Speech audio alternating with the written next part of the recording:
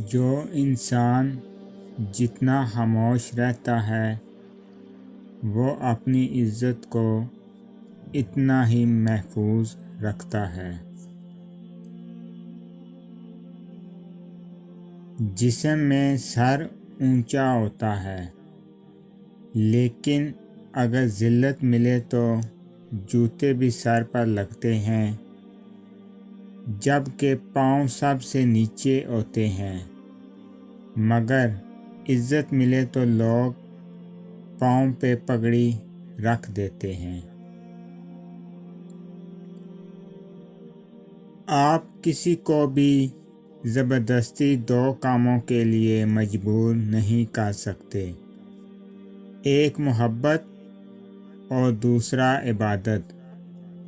دونوں دل سے ہوتی ہیں اور دونوں کا رشتہ دل سے جڑا ہوتا ہے۔ ندامت اپنی جگہ، لیکن دل توڑنے کا کفارہ نہیں ہوتا۔ سجدے کی توفیق ملنا بھی رب کی نعمتوں میں سے ایک بہترین نعمت ہے۔ جن سے یہ توفیق چھین جاتی ہے، پھر نہ وہ دنیا کے رہتے ہیں نہ ہی دین کے۔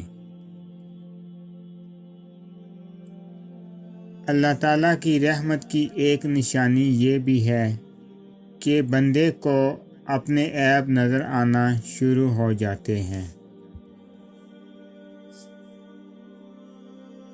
اچھے لوگوں کا آپ کی زندگی میں آنا آپ کی خوش قسمتی ہے، اور انہیں سنبھال کر رکھنا آپ کا ہنر۔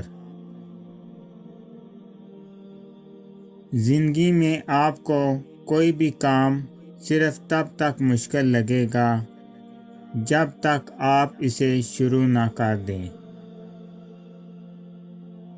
زندگی میں سادگی اپناؤ، جتنی سادہ تمہاری زندگی ہوگی پریشانیاں اتنی ہی کم ہوں گی۔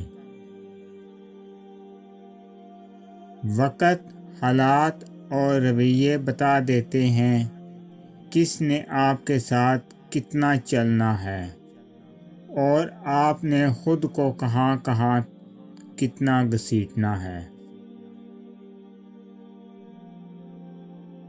دنیا کی ساری اچھی باتیں کہی جا چکی ہیں، بس ان باتوں پر عمل کرنا باقی ہے جسے ہم دوسروں کے لیے بہتر جانتے ہیں۔ رکاوٹیں انہیں نظر آتی ہیں جن کی نظر منزل پر نہیں ہوتی۔ اگر تم خدا پر بھروسہ رکھتے ہو تو اس کے انصاف پر بھی بھروسہ رکھو، کیونکہ مکافات عمل اٹل ہے۔ جنہیں سب پتہ ہوتا ہے وہ اکثر خاموش ہو جاتے ہیں، کیونکہ وہ جانتے ہیں کہ سچ بہت کم لوگوں کو برداشت ہوتا ہے۔